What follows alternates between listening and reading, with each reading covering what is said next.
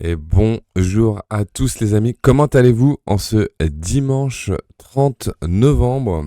Comment vous allez? Est-ce que vous passez un bon dimanche? Comment se passe cette petite matinée? J'espère que vous allez bien. Je suis très très content de vous retrouver euh, tous les dimanches, vous savez, avec euh, cette petite émission, j'allais dire documentaire, cette petite émission de Nato. Salut Zabetra. Euh, Cette petite émission où à chaque fois, voilà, on parle de l'Égypte et je trouve ça vraiment cool. J'espère que vous passez une bonne matinée, qu'il fait bon. Aujourd'hui, ici, il fait très bon. Petit programme, petite émission du NATO. Derrière, je pense que ça va aller faire de la luge avec ma petite fille. Profiter de ce dimanche tranquillement en famille. Et vous, qu'est-ce que vous faites? Salut et Clévan. Comment vas-tu, Clévan? Et vous, qu'est-ce que vous faites de beau? Qu'est-ce que vous avez de prévu après cette magnifique émission, après ce live? Salut, note de frais. J'aime bien ça, c'est marrant, c'est comme pseudo. Euh, Ça va nickel. Et toi, écoute, moi, ça va superbe. Honnêtement, ça va superbe à chaque fois. Hyper content de pouvoir revenir live, de pouvoir vous proposer des choses différentes. Je trouve ça trop bien. Mais voilà, quand même, une belle petite journée pour ceux qui savent aussi. Aujourd'hui, j'ai sorti mon vlog là à 11 heures. Donc après l'émission, n'hésitez pas d'aller regarder mon petit vlog sur YouTube. Il va être marrant celui-là. Mais on reste sur l'émission là maintenant. Là. Aujourd'hui, ça bosse sur mes cours d'informatique. Je fais une petite pause ce matin et je m'y remets à fond après manger. Écoute, t'as bien raison. J'espère que c'est pas trop compliqué et que tu t'en sors. Mais ça doit être bon. Et vous, les autres, dans le chat, qu'est-ce que vous avez quoi de prévu aujourd'hui dans le chat là? Avant que Monsieur Nato prenne la place. Je vous vois, mais je vous vois pas. Non, ça va, je m'en sors. C'est surtout compliqué. Entre le taf, la vie de famille. Ouais, ça, je suppose, c'est le combat de beaucoup de personnes. Et donc, j'espère que tu vas bien t'en sortir. Parce que pour Nato, c'est la même chose. Pour moi, c'est la même chose. Il y a beaucoup de combats, quoi. Révision des partiels, malheureusement. Quand est-ce qu'ils sont tes partiels? Je suis de taf, je m'occupe en maintenant ton live. Ah, bah, c'est bien ça me plaît ça. Tu taffes dans quoi, Mohamed? Mais t'inquiète, sans problème. On n'a rien sans rien. Exactement, avec les vannes. C'est exactement ça. Je vais regarder les highlights d'un tennisman pas très connu, Gaël Monfils, je crois. À Marc, avant de regarder les highlights, regarde cette émission et surtout regarde mon vlog avant. Regarde mon vlog qui vient de sortir là il y a 11 heures. Avant de regarder les highlights, tu vas être bien. Ah, tu bosses à la SNCF toi aussi? Tu sais que j'ai un de mes modos, Chris Axe, il bosse à la SNCF, lui aussi, Mohamed. C'est énorme. Peut-être c'est ton collègue, Christophe. Je dis ça, je dis rien. Mes épreuves sont dans 2 semaines, donc ça va vite. Écoute, ouais, ça va venir très très vite. Salut Gaël, petite sortie vélo cet après-midi pour ma part, histoire de transpirer un coup. Puis GPF1, évidemment, ensuite, ouais, la F1, ça va être cool. Là, en ce moment, en plus en F1, il y a pas mal de rebondissements.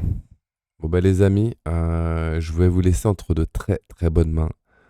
Vous allez voir un live avec beaucoup de questions et pas mal de réponses, je pense, de la part de Nato. Profitez bien. Je vous vois tout à l'heure. Je viendrai de toute façon sur la fin du live. Nato, je pense que c'est à toi. C'est à toi de venir. Oui, monsieur, merci. Monsieur Gaël, mon fils. Salut les amis, merci Gaël pour l'introduction, merci pour les encouragements. Franchement, les amis, aujourd'hui, ça va être du lourd. Et je vous dis un gros bonjour à tous. Ben, c'est un dimanche qui commence, qui a bien commencé. Je me suis bien réveillé, j'étais dans une soirée avec des amis, enfin toute une journée, on a fait un brunch qui était interminable, mais c'était super en famille, avec les amis. C'était marrant. Big Foss, Black Excellence, merci les amis. C'est super. Donc maintenant, aujourd'hui, moi, je suis de bonne humeur. Moi, je suis vraiment bien. Je me sens cool. Je me sens vraiment prêt à vous annoncer, à vous énoncer, à vous décrypter des images, peut-être même ressentir des choses assez sensationnelles, aller parfois même dans l'intime, mais nous allons plutôt parler de l'intime des pyramides, de l'intime de cette histoire qui est si extraordinaire. Ils nous ont laissé des traces, plus que des traces, on va dire des monuments sous tous les points de vue, c'est-à-dire monuments architecturaux, ainsi que des écritures et des connaissances qui jusqu'alors sont insoupçonnées, voire incomprises. Et là, vraiment, les amis, je suis excité, vraiment excité d'être avec vous aujourd'hui. Donc, comment ça va? Comment ça va, Hidalgo, frère Hidalgo? Jérôme, oui, comment vas-tu? Chris Sachs, hein? Les amis sont là, les modos sont là, je vois qu'ils sont prêts. Donc, on va aborder aujourd'hui comme sommaire, hein, comme sommaire, parce qu'il faut mettre la chose carrée, il faut que les gens puissent suivre, puissent comprendre ce que Nato raconte. Même moi-même, il ne faut pas que je me perde dans des élucubrations. Je ne dois pas effectuer un monologue comme ça, mais je sais que vous aimez ça, je sais que vous aimez les explications, les détails, ce qui choque, qui m'a choqué. Donc, je vais vous partager ce qui me choque aussi, ce qui m'a choqué et ce qui rencontre de la science, du mystique, de l'astronomie, des mathématiques, de la géologie, euh, toute cette science dure qui a été mise en application pour pouvoir nous donner des chefs-d'œuvre et des merveilles de toute beauté. Donc, nous allons parler des pyramides et nous allons surtout parler dans ce sommaire, aujourd'hui, de 11 heures. Donc, on a déjà commencé, il est déjà 11h20. Oh là là, quel retard. Il est 11h20, donc nous allons parler de comment ils ont pu fabriquer cette chose. Donc, il y a plusieurs simulations, il y a plusieurs théories plus ou moins farfelues, plus ou moins scientifiquement prouvées, ou pas. On verra. Nous allons nous-mêmes nous faire notre idée. Donc, je vais juste vous étaler correctement une petite sélection que j'ai effectuée pour que vous puissiez voir, comprendre un petit peu au maximum avec des images, euh, les supposés, les suppositions, les interprétations de construction de cette fameuse, de ces et de ces plusieurs fameuses pyramides, et surtout celle de Khufu, de Khéops. Euh, qui je suis? Qui je suis pour vous transmettre ça, pour vous divulguer ça? Je suis un garçon des Antilles, hein, de la Guadeloupe, hein, issu d'une famille assez nombreuse, beaucoup de garçons. Et dans ma famille, euh, on est assez autodidacte aussi. Mon père a fait beaucoup de métiers, mon père a fait beaucoup d'études. Et il m'a transmis cette soif, cette curiosité de toujours aller un peu plus loin. À mes amis qui m'entouraient aussi. Et j'ai toujours été intrigué, curieux par cette civilisation, par de là où je viens, car je voulais quand même trouver, comprendre d'où je venais. Et les humanités classiques grecques, européennes que j'avais ne me suffisaient pas. Donc, j'ai trouvé ces humanités classiques africaines qui correspondaient plus à mon histoire et qui répondaient à beaucoup de questions. Donc ça, c'est pour ceux qui se demandent pourquoi j'aime ça. Et j'aime ça parce que c'est excitant. C'est excitant, ça fait travailler les méninges, j'adore ça. Moi-même, je suis un gars assez autodidacte et qui euh, a effectué énormément de métiers différents, euh, de l'hospitalier, à l'horlogerie. Et, et en ce moment, je suis vraiment féru de physique quantique. Donc, il faut rester curieux, curieux. Nous allons aussi aborder aujourd'hui euh, non seulement les différentes approches des constructions, on va aussi brièvement parler d'un homme que j'ai rencontré, un égyptologue de renom international et un grand scientifique qui est Joseph Davidovich, que j'ai eu la joie et vraiment vous dire l'honneur d'avoir été invité chez lui, par lui, pour pouvoir discuter de, de, de sa théorie. Et c'est un homme que beaucoup en parlent sur les réseaux, sur toutes les plateformes, et qui n'ont jamais rencontré ni jamais lu un livre de ce monsieur. Et moi, je peux dire que j'ai lu la quasi-totalité de ses livres et l'apport qu'il a apporté dans l'une des théories. Donc lui, il était spécialiste, c'est un spécialiste du béton ancien, donc de tous ceux qui, romains, le béton ancien, les aqueducs, les pierres anciennes. Donc, et il a créé ce qu'on appelle en Picardie une entreprise, un centre de géopolymère. Donc, il est l'un des inventeurs aussi de euh, euh, plusieurs matériaux géopolymères. Et lui, il est tombé sur quelque chose d'extraordinaire et son histoire est rocambolesque. Franchement, et ça lui a permis de bifurquer aussi sur l'égyptologie qui est devenue l'un de son passe-temps, de ses, une de ses découvertes qui lui a fait sa renommée. Voilà. Donc, on va parler de lui, on va parler de Houdin, grand égyptologue aussi, et des ingénieurs qui ont émis des théories sur l'éventualité d'une construction, d'une simulation. Et ça, on peut le voir en images, etc. Pour l'instant, je vais vous allez voir quelques images euh, de l'intérieur, par exemple, des pyramides et de comment ils ont pu emmagasiner une logistique, euh, comment on suppose qu'ils ont élaboré des techniques de levage ou de transport des blocs de pierre, car nous savons que jusque la pyramide de Khéops, si on veut, plus de 2 millions de blocs euh, de, de, de, de roches calcaires brunes et aussi du parement qui était aussi du calcaire blanc. Donc ce que nous voyons actuellement, c'est le calcaire brun, hein, qui était en réalité non visible à l'époque. Donc, les amis, on va vraiment rentrer dans ça. On va vraiment se lancer tête baissée. Moi, je crois que je vais pas m'arrêter. Ça va aller très vite. Et faut suivre. Faut suivre. Mais c'est beau, c'est beau.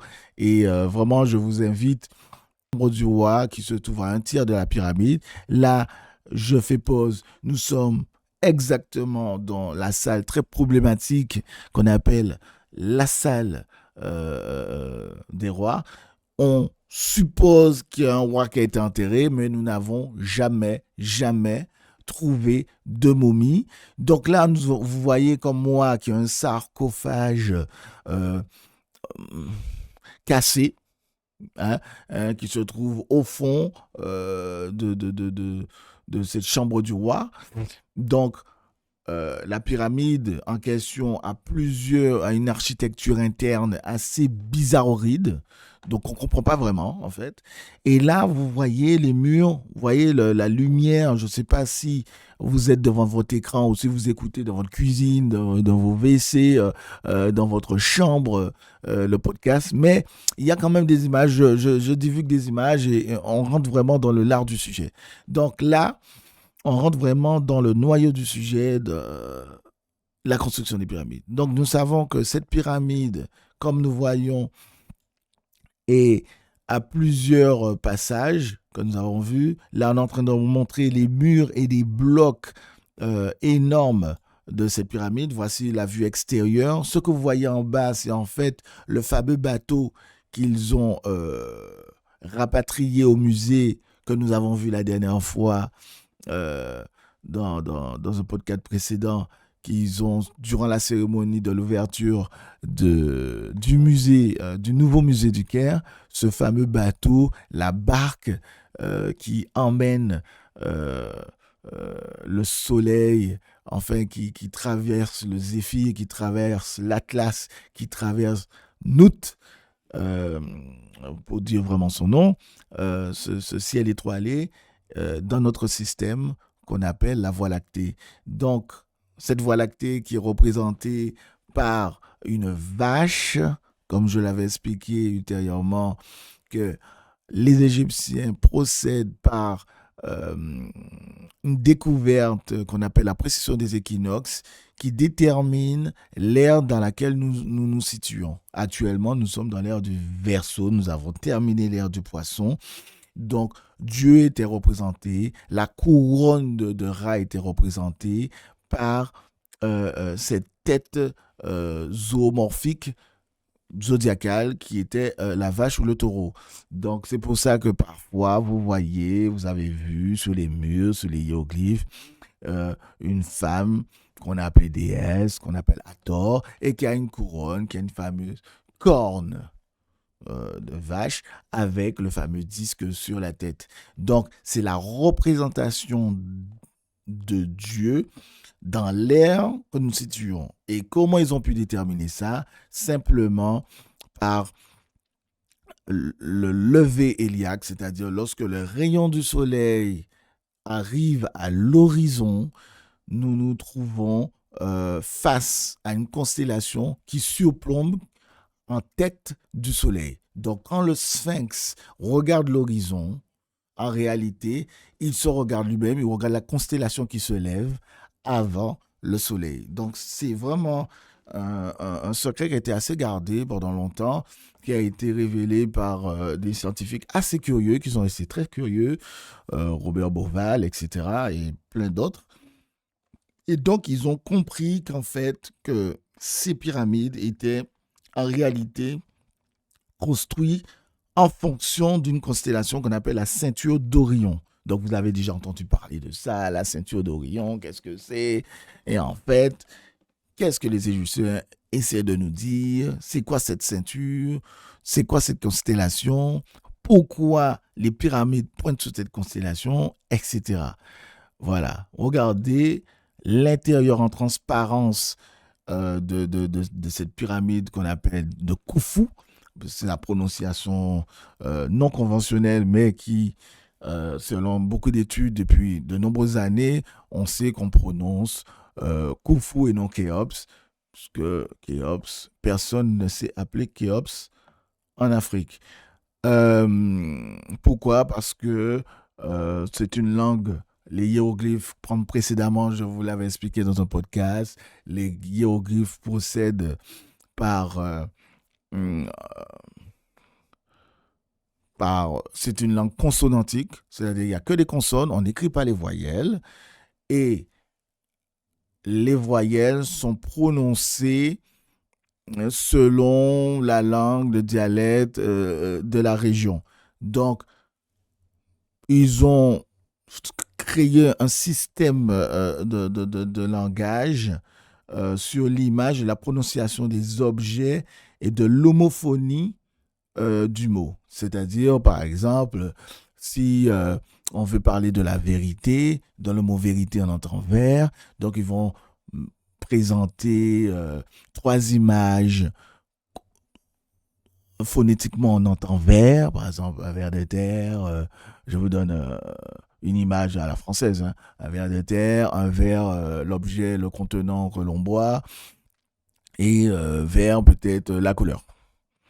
Pour que l'individu qui se trouve en face du mot gravé dans la pierre puisse pouvoir lire selon son dialecte, parce que selon la pensée, la symbolique, la phonétique africaine. Donc voilà, il y a plus de 3000 ans, plus de 4000 ans, voire plus de 6000 ans, cette écriture a été élaborée dans la Haute-Égypte. c'est-à-dire vers le Soudan, vers les Grands Lacs, parce que l'Égypte n'était pas le pays que l'on voit actuellement. Ça s'étendait, vraiment, c'était l'Empire égyptien. C'est quelque chose d'immense qui arrivait presque au sud de l'Asie mineure. Incroyable. C'était immense, immense, immense. Donc, c'était quelque chose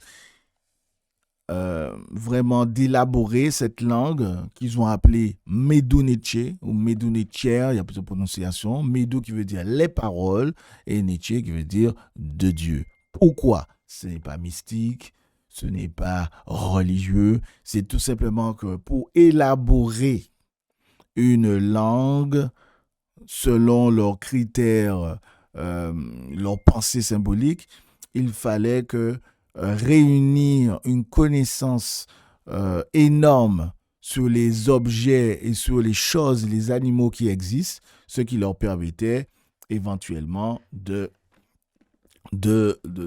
pouvoir prétendre avoir un caractère de Dieu. C'est avoir une révélation d'une infime partie de l'intention divine dans sa création.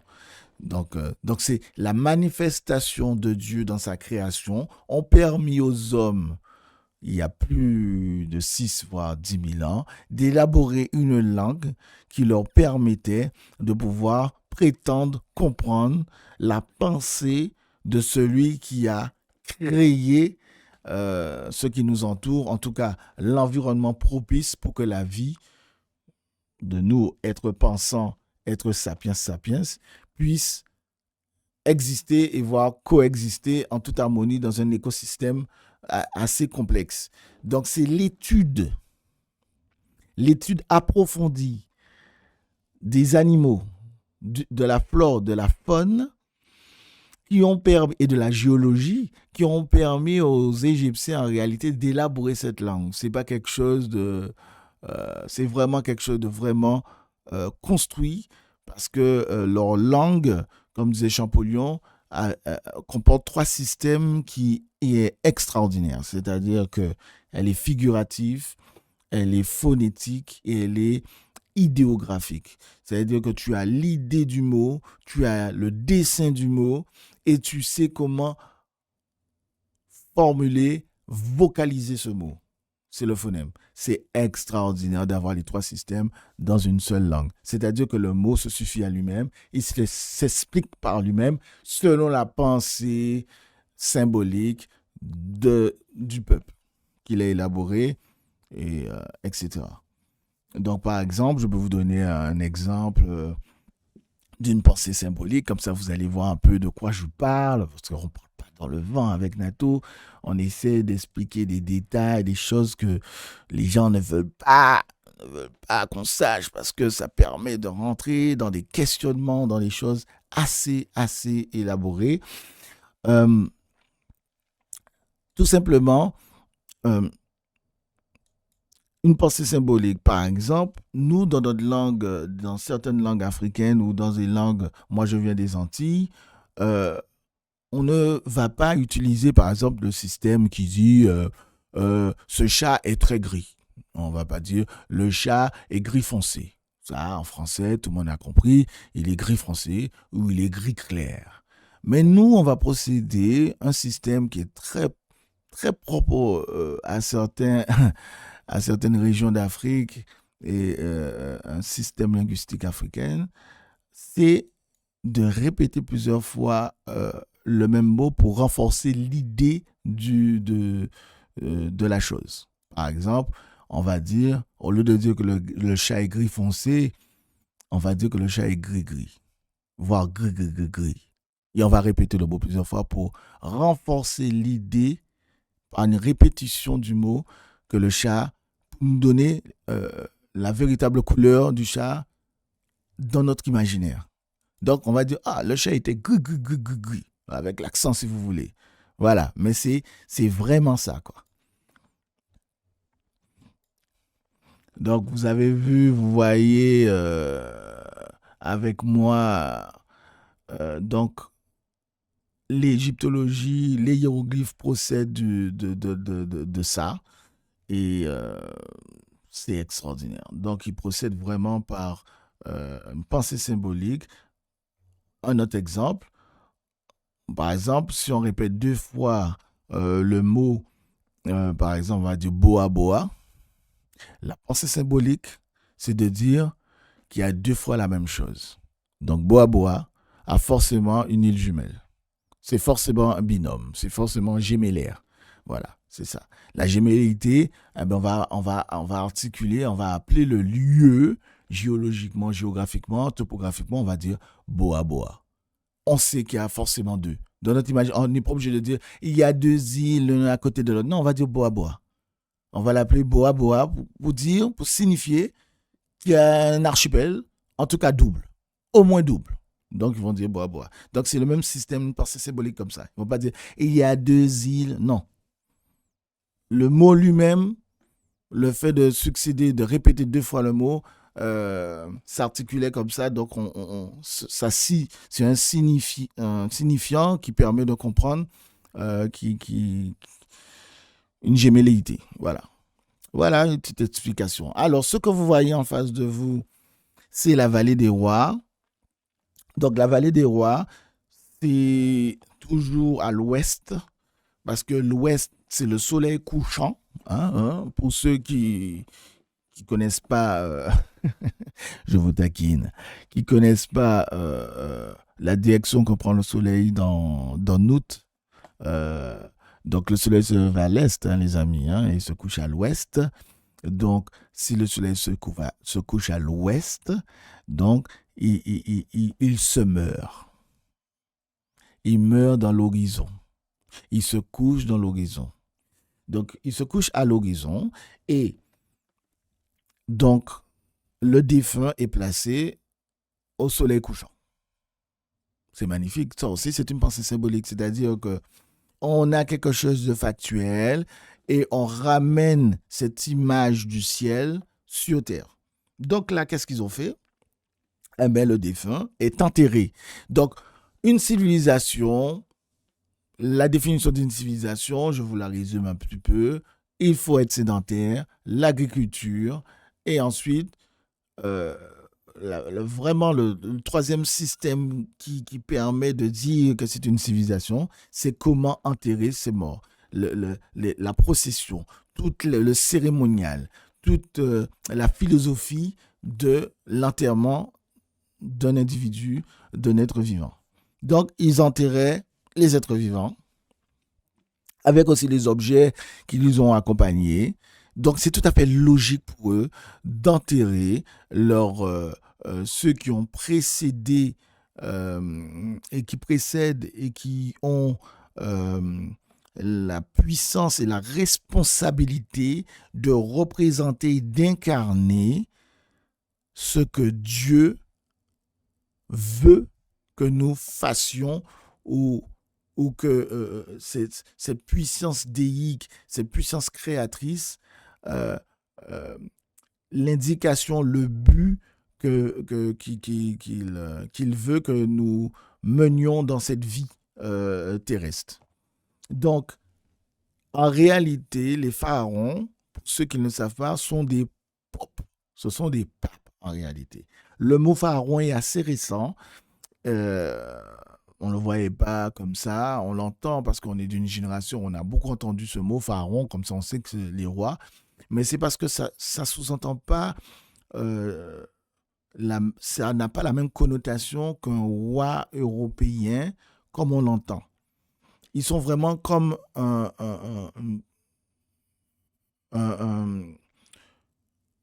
guide. Ils sont comme des guides, limite comme des gourous, si vous préférez, c'est-à-dire qui apportent à l'homme l'intention divine de son existence. Donc, il est le pont entre Dieu et les hommes. Il est un peu papal. C'est un pope. Et donc, c'est ça l'idée, en fait, du représentant de Dieu sur terre. Et c'est pour ça qu'on pense qu'on les divinise, mais ils ne sont pas divinisés.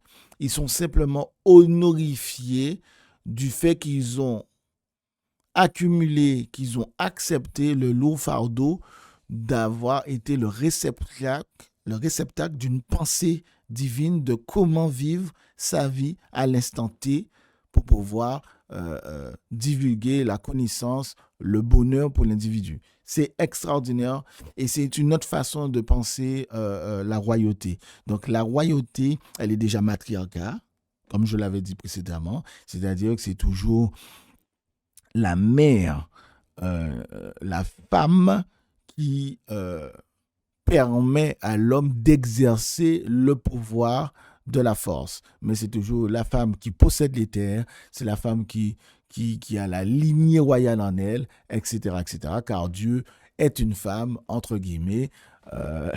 Donc, la création est féminine, car c'est elle qui produit, c'est elle qui fait naître. Donc, le plus souvent, on dit Dieu est une femme. Donc, la figure féminine est très respectée en ce temps-là. C'est pour ça qu'il n'y avait aucun problème qu'il y ait une femme sur le trône. Donc, le système matriarcal aussi, entre guillemets, nous permet de dire que le mari, le géniteur de la femme pouvait être remplacé, car en réalité, c'est l'oncle qui a le droit de vie et de mort et d'éducation sur l'enfant de sa sœur. Donc là, dans la vallée des rois, ce que vous voyez actuellement en image, c'est ce que j'ai vu moi-même, que j'ai visité, c'est-à-dire la fameuse tombe de Toutankhamon avec tous les objets qui étaient ainsi répertoriés par Howard Carter. C'est magnifique, c'était comme ça, ils ont essayé de reconstituer tout cela. Et vous voyez la vallée des rois modélisée comme ça et les entrées des dites tombes. C'est-à-dire qu'ils ont creusé à même la montagne. C'est extraordinaire, les amis. Pourquoi je vous parle du système funéraire comme ça? C'est parce qu'on nous a dit dans une théorie, dans plusieurs théories, que les pyramides sont des tombes. Donc pourquoi ont-ils changé de système? Qui, pourquoi?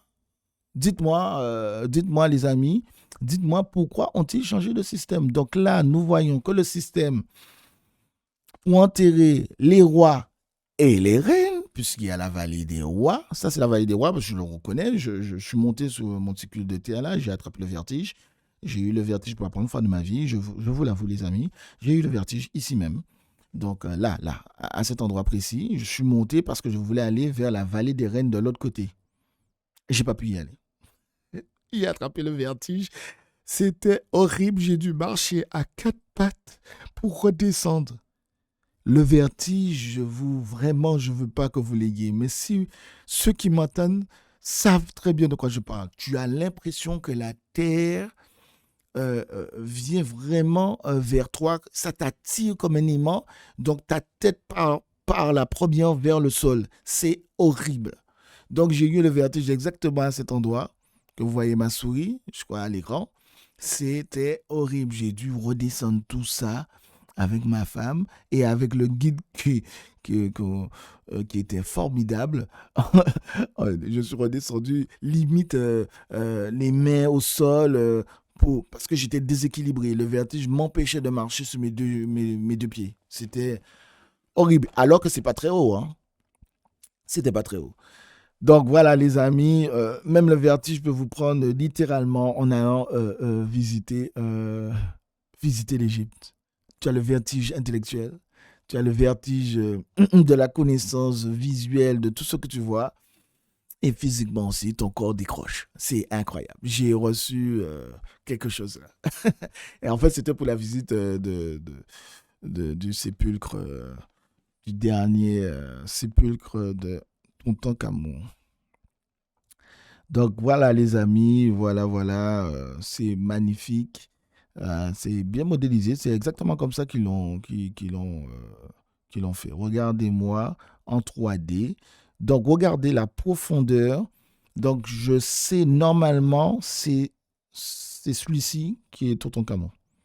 Et tout le reste, vous voyez, ce dédale incroyable, cette profondeur, ces salles qu'on retrouve, ils sont tous décorés. C'est-à-dire qu'ils ont creusé à même la montagne, comme pour ceux qui ont vu le Seigneur des Anneaux, eh ben, c'est les nains. Comme les nains, ils ont creusé dans la montagne. C'était le Seigneur des montagnes. Ils ont creusé et ils ont, ils ont réussi à créer des temples. C'est carrément des temples parce que lorsque vous rentrez, vous voyez bien euh, la salle qui te permet de rentrer, de comprendre que tu rentres dans quelque chose d'extraordinaire. Donc moi, je me suis demandé, est-ce que ça se visitait? Puisque c'est tellement bien décoré avec toutes les couleurs fraîches qui datent de millénaires. Les amis, c'est extraordinaire. On ne se rend pas compte qu'on a quand même découvert euh, des choses qui ont été taillées, gravées, peintes, illustrées et en réalité archivées pour qu'on le visite ou pas? Est-ce que c'était des lieux où on visitait? Puisqu'on nous dit que c'était fermé, caché. Mais tout le monde sait qu'on enterre les rois à la vallée des rois. Donc forcément, il y a eu des pilleurs après. Donc, ils ont élaboré des systèmes pour permettre de cacher peut-être, ça c'est assez sûr, pour cacher l'entrée, c'était vraiment fait avec des, des, des, des, des, des, des grands prêtres, si on peut l'appeler comme ça, qui et des grands architectes et logisticiens et on va dire des espions, c'est incroyable, pour pouvoir enterrer en cachette le souverain, le pape d'un peuple qui a été aimé dans la vallée des rois ou la vallée des reines pour les femmes. Donc ils ont bien fait le distinguo, tu vois, des deux sexes. Donc c'est comme ça. Donc, il y a des endroits qui font 33 mètres sous terre. C'est extraordinaire, les amis. Franchement, je vous invite à vous rendre, à vous Sont rendre assez là, farfelus. parce que c'est extraordinaire. Maintenant que vous avez vu en image avec, j'espère, attention, ce que je vous ai présenté. Donc, je vous ai présenté l'intérieur en 3D scanné de cette pyramide. Et maintenant, je vais vous présenter euh, euh, les différents processus, des différentes interprétations de la construction de cette fameuse pyramide qu'on appelle Khufu. Les amis, est-ce que vous êtes là? Je ne vous entends pas effectivement, mais je peux vous entendre par écrit. Hein? Donc, dites-moi, posez-moi des questions. Non, effectivement, je ne savais pas que j'étais sensible au vertige. C'était la première fois. Pourtant, j'ai fait de l'escalade. Euh, je ne suis pas sensible, ni, par exemple, moi, je viens des îles, donc je suis en bateau. Mon père avait un bateau. J'ai pris l'avion. Mais il paraît que pour avoir le vertige, il faut avoir le pied au sol. J'ai fait de, j'ai fait de parapente. Non, je ne savais pas que j'avais le vertige. J'ai découvert que j'avais une sensibilité au vertige. Donc, on pense que c'est une histoire d'oreille interne. Enfin, bref. Voilà. Merci pour la question. Mais en fait, ça te prend à n'importe quel moment. C'est-à-dire, tu peux faire déjà la chose. Et à un moment donné, vertige. Ça te prend à n'importe quel moment. C'est pas instantané. Tu peux être dans la situation depuis un bon bout de temps et subitement le vertige te prend. On ne sait pas, comme s'il y avait un doute, un liquide dans l'oreille interne qui change la donne et qui te crée cette illusion, cette sensation d'avoir la tête vraiment frontale, d'avoir un poids qui t'oblige à te baisser, à tomber dans le vide. C'est vraiment incroyable. Et j'ai les, Gaël m'avait fait jouer pour la première fois avec l'Oculus, vous vous rappelez, mais il y a très longtemps, les premières versions. Et j'avais joué un jeu où on escaladait, je vous ai dit, on crie, parce qu'on a vraiment l'impression de sauter aux dettes sur une montagne dans le jeu que Gaël m'avait fait essayer, les amis. J'ai crié parce que je croyais que je tombais. Le cerveau ne fait euh, aucune réflexion en fait. Ce qu'il voit, c'est la réalité. Terminé. Le cerveau a vu que j'étais sous une montagne, qui avait un vide, j'ai eu le vertige, alors que c'était virtuel. C'est incroyable. Donc j'ai crié parce que je suis tombé dans l'appartement, sur le sol, parce que j'ai eu le vertige. C'est quand même incroyable, hein. C'est fou, hein. Moi, j'entendais ça avant, que les gens avec le vertige, je ne comprenais pas ce qu'ils racontaient, en fait. Et c'est quoi, en 2000, j'ai été en Égypte en 2009, 2010, et voilà, quoi. Donc là, les amis, je vous mets le son, et on va parler de Houdin, un gars qui a émis une hypothèse. Et voilà, je vous invite à écouter. Si je dois faire des commentaires, je le ferai. Allez, bonne écoute. Et c'est l'une des plus crédibles, il y a celle de Jean-Pierre Houdin. En 2005, cet architecte français propose l'idée que la rampe n'aurait peut-être pas été utilisée à l'extérieur, mais à l'intérieur même de la pyramide. Selon lui, les blocs auraient été hissés par paliers successifs dans un couloir construit en spirale juste sous la surface. La rampe serait donc invisible depuis l'extérieur et aurait été intégrée dès le départ dans l'architecture du monument. Ce système aurait présenté plusieurs avantages. Déjà, il aurait évité la construction d'une rampe géante externe, aussi imposante que la pyramide elle-même. Ensuite, elle aurait permis d'obtenir un degré de pente raisonnable sans devoir s'étaler sur plusieurs kilomètres, ce qui aurait forcément été le cas avec une rampe extérieure. Les ouvriers n'avaient plus qu'à faire tourner les blocs grâce à des plateformes pivotantes. Pour étayer son hypothèse, notre bon Jean-Pierre Houdin s'appuie sur des modélisations 3D, des relevés thermiques, mais aussi des anomalies observées dans la structure de la pyramide, comme des lignes droites et des variations de densité qui pourraient correspondre à cette rampe intérieure, aujourd'hui enfouie dans la pierre. Mais aussi séduit. Alors les amis, le petit commentaire. En fait, elle parle déjà d'une rampe interne parce qu'en fait, il y avait une théorie d'une rampe externe. C'est pour ça. Donc, ils se sont dit comment ils ont pu mettre des blocs l'un après l'autre, c'est pas possible. Donc, ils ont émis la théorie qu'il y a une rampe externe, c'est-à-dire au fur et à mesure, on le fait s'agrandir pour pouvoir monter les blocs au fur et à mesure et monter au fur et à mesure et créer cette pyramide. Le problème, c'est que ça glisse et que ça pèse des tonnes. Est-ce que c'est crédible? Je ne sais pas. Donc, Jean-Pierre Houdin a émis l'hypothèse qu'il y avait déjà à l'intérieur en colimaçon, autour, vers l'extérieur, toute une architecture, une structure interne pour pouvoir acheminer les blocs et les monter. Bravo, mais le problème, vous allez l'entendre, elle va quand même le dire, c'est ce qui est bien. Elle est très honnête et j'aime bien son approche. Donc les gars, écoutez ça, c'est magnifique.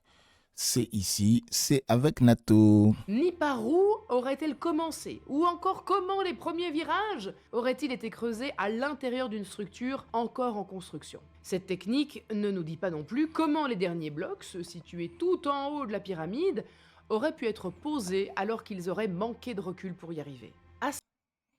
Donc vous avez bien entendu, effectivement, le problème c'est comment ils ont pu, parce que ce qu'on appelle le dernier bloc de la pointe qui n'existe plus, qu'on appelle le pyramidion, qui a été normalement découvert au pied de la pyramide, qui a été retapé, qui représentait, qui avait une hauteur de 1 mètre, etc.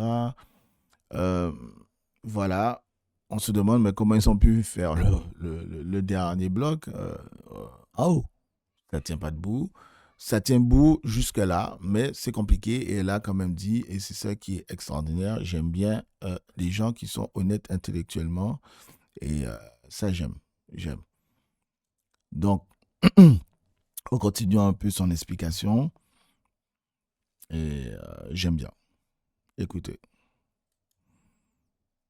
Aucun endoscope, ni aucun relevé direct n'a jamais permis d'en confirmer l'existence. Voilà, vous avez entendu. Parce qu'ils ont quand même scanné, on n'a pas vu l'existence de cette rampe interne. Donc c'était une hypothèse qui était très débattue il y a plus de 10 ans. Oui, Jean-Pierre Houdin, le français, a quand même trouvé quelque chose d'extraordinaire. C'est extraordinaire de toute manière, c'est un super système. Mais effectivement, tout système a sa faille, puisqu'on n'a ni les écrits, ni les papyrus, ni les racontards de l'époque pour nous dire comment ils ont fait ce monument. Or, la quasi-totalité des monuments égyptiens, tout ce qu'ils ont fait, même les moindres détails de leur petite maison en briques, en terre cuite, ils ont détaillé ça. Pourquoi ils n'ont pas détaillé? Pourquoi il n'y a pas une stèle devant qui nous dit, voilà, nous avons utilisé tant d'ouvriers. Ah oui, je précise. C'est une précision quand même qui, pendant plus de quinzaine, 20 ans, puisque depuis l'âge de 20 ans, je suis à fond dans ça. Imaginez mon âge.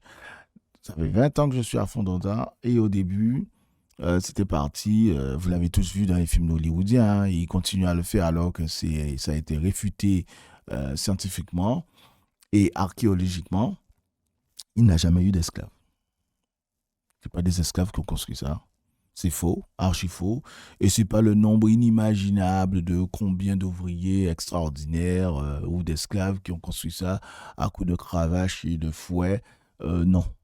Un édifice sérieux ne se construit pas. Et surtout, un monument à la gloire ou qui représente quelque chose d'extraordinaire, de méticuleux, et surtout après avoir construit une pyramide quelques siècles avant qu'on appelle la pyramide de Saqqara, que nous avons vu dans le podcast précédent.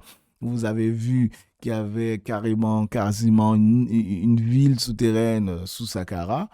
Et là, on nous dit, non, il n'y a rien à voir. Il y avait forcément encore que cette pyramide s'articule autour de prétendu esclavage de milliers de on ne sait pas de qui. Plein de choses pour pouvoir expliquer ça. Mais en réalité, avec les fouilles, on a découvert la vallée, le village où il y avait, à côté de la pyramide, Zaire Awaz. Vous pouvez vérifier tout cela, les amis. Restez curieux, vérifiez ce que dit Nato. C'est beau, c'est propre. Je ne fais que ça, moi, vérifier. Donc, faites de même. Il en va de votre connaissance personnelle et votre assise de ce qui est actuel. Le plus souvent, ce que nous savons aujourd'hui peut être démonté demain. Donc, on n'affirme pas des choses, on laisse l'hypothèse tant que ce n'est pas une théorie sûre. Donc, l'hypothèse reste une hypothèse, mais nous avons, avec assurance, découvert le village des ouvriers. Ils n'étaient pas plus nombreux que 20 000. Il y avait leur corps de métier, le salaire qu'ils ont obtenu, ce que chaque personne faisait, ce qu'ils ont mangé. On a même retrouvé les ossements, les victuailles, là où il y avait la latrine, etc., etc., etc. Donc, il y avait vraiment une logistique, une coordination, comme tout monument que les sapiens et les êtres humains font sur Terre. Faut être coordonné. Si on veut faire quelque chose de sérieux, il faut être coordonné. Donc, les amis, rien n'a été fait au hasard. Tout a été calculé, planifié pour pouvoir être monté là. La théorie aussi, la théorie qu'on appelle officielle, parce qu'on adore parler comme ça, ils aiment ça, YouTube aime ça, tout le monde aime ça, on est toujours contre le système. Enfin, bref, la faille en gros, de la théorie officielle, c'est que eux ils disent que ça a été construit en 20 ans. Le problème, c'est que 20 ans, c'est extrêmement court. Mais ils ont dit 20 ans parce qu'ils voulaient être cohérents avec l'existence du fameux Khéops ou Khufu. Mais 20 ans, c'est vraiment court. Hein, parce que sachant que les blocs pèsent plus de 10, voire 20 tonnes, voire 30 tonnes, il y a même des choses qui ont 50, 70 tonnes ou 70 tonnes. Parce qu'en Suisse, on dit 70. C'est comme la Belgique. Et parce que je suis en Suisse, hein, les amis. Hein. Je suis dans l'antre de chez Gaël, dans son studio. C'est magnifique. Vous avez le magnifique jeu de cartes derrière. Voilà. Parce qu'il est magicien aussi. Donc, en parlant des théories dites officielles, donc, ils ont un postulat qui suppose que cette pyramide a été construite en 20 ans, etc., parce que on a forcé les gens à porter des pierres super lourdes. Ils ont taillé, ils ont déplacé, ils ont hissé et ils les ont imbriqués comme un Lego. Euh, c'est short, hein, 20 ans. Il y a plus de 2 millions de pierres. Faites le calcul chez vous. En probabilité, mathématiquement, c'est chaud, hein. C'est-à-dire presque 3 minutes maximum pour déplacer et acheminer. On ne parle même pas de l'acheminement, mais rien que pour mettre les 2 millions de blocs de pierres, il faudrait les apposer chaque à peu près 3 minutes, quoi, maximum, pour que ça puisse durer, pour rentrer dans la case des 20 ans. C'est trop. C'est trop. C'est vraiment trop. Quand j'ai dit 20 000, oui, c'est beaucoup. Mais s'ils sont payés et qu'il y a un tournus, on n'a pas dit que les 20 000 sont sur le terrain. Les 20 000 personnes ne sont pas tous en train de faire la même chose, hein. Il y a des rotations, les amis. En logistique, c'est comme ça, hein. Il y a ceux qui vont en repos, il y a ceux qui rentrent chez eux, il y a ceux qui reviennent. Ça veut dire qu'il y a un tournus d'ouvriers compétents dans chaque domaine. Voilà, mathématiques, tailleur de pierre, etc., selon la version du taillage de pierre. Nous sommes d'accord, parce qu'il y a une version où les pierres ne sont pas taillées. Et nous allons voir ça dans quelques minutes. Donc, nous continuons avec des belles images comme on aime. Les amis, vous... Donc, voilà. Donc, voilà, c'est quelque chose d'extraordinaire que vous avez vu avec moi. Donc, c'est le premier système du français qui a tenu bon pendant un bon bout de temps, dont on en parlait pendant plus d'une dizaine d'années. C'est comment a été déposé les blocs l'une sur l'autre, quoi, comme un Lego. Parce que ça s'embrique bien comme un Lego. Je vous dis, les amis, si vous allez en Égypte, vous allez voir que les pierres ont une planéité quand même très, très bien faite. C'est-à-dire que la planéité, c'est vraiment l'état de surface de la chose. C'est-à-dire que pour que quelque chose puisse s'empiler correctement, il faut qu'elle soit suffisamment plane pour que l'autre puisse se reposer dessus. J'espère que j'ai été clair. C'est-à-dire que s'il y a une petite bosse, parce que c'est mal taillé, ou la planéité n'est pas correcte, le bloc peut pivoter, bouger comme ça, et ça a créé, même s'il est très lourd, hein, c'est-à-dire que ça va créer des déformations, voire des cassures en interne. Donc, 2 millions de blocs et qui sont mis en quinconce. Nous avons aussi remarqué que, et ça, les sismologues l'ont remarqué aussi, les amis, il faut être clair avec ça, c'est que les sismologues ont vu que c'est une prouesse et une technologie qu'ils ont aussi élaborée parce que c'est un endroit qui subit énormément de secousses sismiques. Donc, c'est antisismique. Oui, les amis, c'est antisismique. Le grand séisme qui a eu lieu, et j'invite les internautes à me dire la date, puisque j'ai pas envie de dire des bêtises live, mais vous pouvez chercher parce que vous êtes là aussi pour ça. Le grand séisme qui a eu au Caire, qui a détruit la totalité du Caire, et ils ont dû reprendre les parements, c'est-à-dire tout le calcaire blanc qui est tombé de la pyramide pour pouvoir reconstruire le Caire. Donc, le Caire s'en souvient encore. Donc, c'est pour ça qu'il n'y a plus de parements, il y a juste un petit peu au contour et sur la pointe de la pyramide. On le voit sur Mykérinos.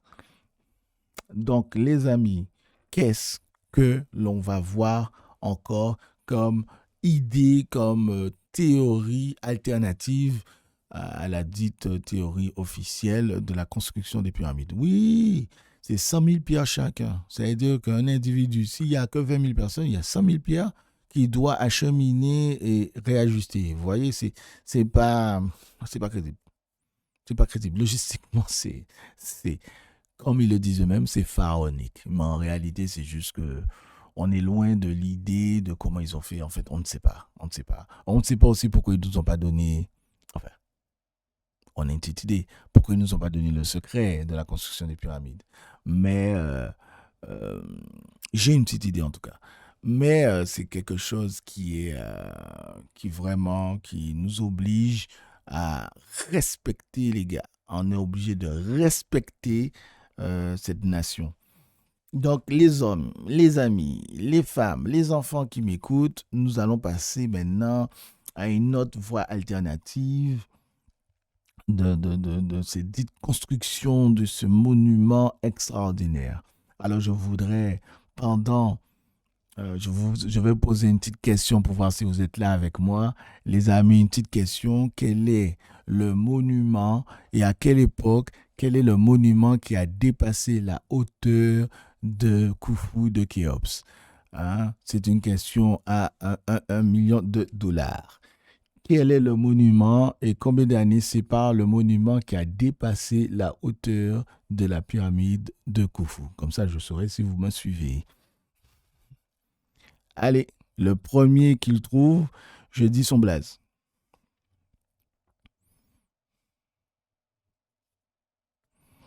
Alors les amis, je continue avec vous et on va passer aux choses sérieuses, dites alternatives. Et on va parler du fameux Joseph Davidovich que j'ai rencontré, que j'ai eu le plaisir d'avoir été invité par lui, chez lui. La prochaine fois, je vais vous envoyer des photos. Vous allez voir. J'ai pris le thé, le café, et on a discuté de sa théorie. Et si j'étais venu l'amener une de mes théories aussi, puisque moi aussi j'ai une théorie que je vais vous divulguer un petit peu, peut-être à la fin, si vous êtes gentil et si vous trouvez la solution. Camillette a trouvé, c'est la Tour Eiffel. C'est le monument. C'est le monument qui a dépassé Khufu Khéops. Donc maintenant, je vous invite à faire le calcul combien de siècles l'humanité a pris pour pouvoir construire quelque chose qui dépasse un monument construit de la main des hommes, puisque les gens pensent que c'est extraterrestre. Non, c'est pas extraterrestre. Ce sont des êtres humains qui ont construit ça. On a découvert les ouvriers. On a découvert, quand je dis les ouvriers, les momies des ouvriers, puisqu'ils ont été enterrés respectueusement, ce qu'on ne fait pas pour les esclaves, soi-disant. On a découvert leur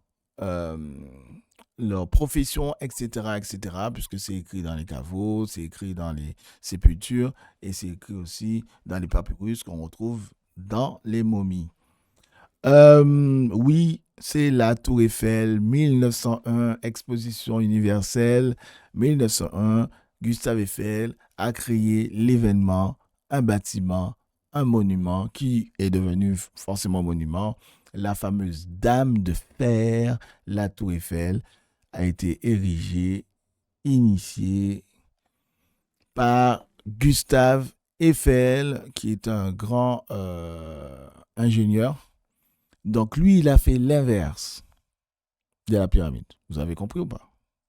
En utilisant la technologie de l'ossature humaine. C'est quand même incroyable. Et donc, c'est l'air qui entoure la Tour Eiffel. Le volume d'air est plus lourd que la Tour Eiffel.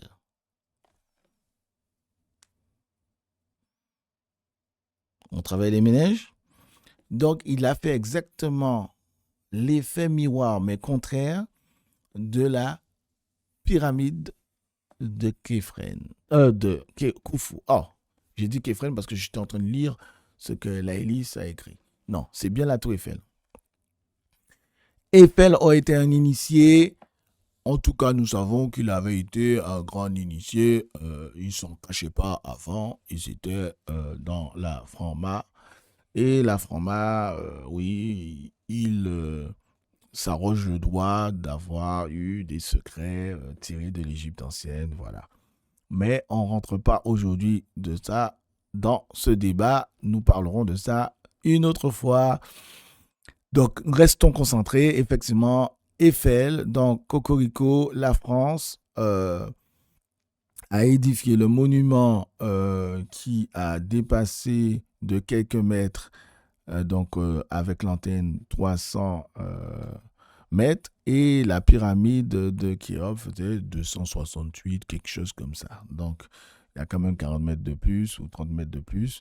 C'est extraordinaire. Donc, c'est le contraire de la pyramide de Khufu de Khéops, c'est-à-dire que c'est une architecture massive, le poids est massif, et alors que la Eiffel, c'est de l'ultra léger. Donc, symboliquement, c'est vraiment le yin et le yang. Donc, du léger, la structure est légère et l'air est plus lourd que la structure qui l'entoure. Et le contraire, la pyramide de Khufu est plus dense, donc lourde, massive. Voilà. Sans parler de la copie de la pyramide du Louvre. Donc, vous remarquerez que Paris a une histoire très étroite avec l'Égypte. Et je vous donne un tips et je vous invite à aller chercher. Sinon, vous allez dire, mais Nato, il nous raconte des choses, mais on ne comprend pas. Il part dans tous les sens. J'ai une connaissance en arborescence. C'est-à-dire que je pars d'un point de la branche de l'arbre et je descends jusqu'à la racine. C'est comme ça que je procède.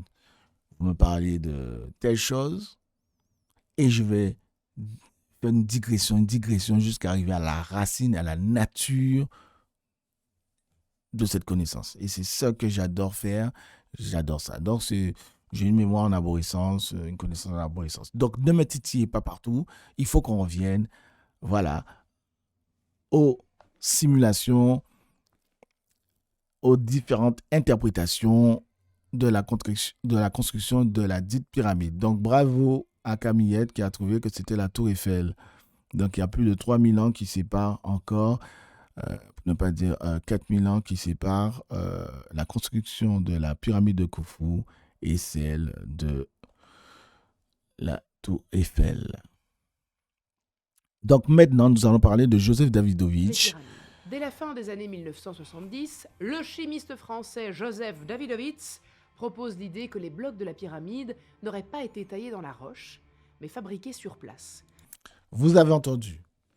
Sa théorie, c'est qu'elles n'ont pas été taillées dans la roche, mais fabriquées sur place. Pourquoi ? Parce que Joseph Davidovich, en réalité, est un chercheur, un spécialiste, comme je l'ai dit au début de cette vidéo, un spécialiste du géopolymère, c'est-à-dire du béton ancien aussi, et il est l'inventeur de beaucoup de géopolymères connus dans ce monde, dans l'aviation, dans l'automobile, dans les moteurs.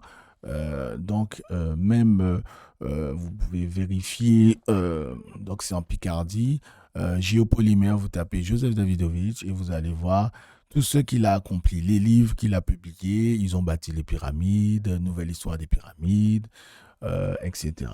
Donc lui, il a découvert aussi les papyrus, il les a interprétés et il était même en mesure de dire qui était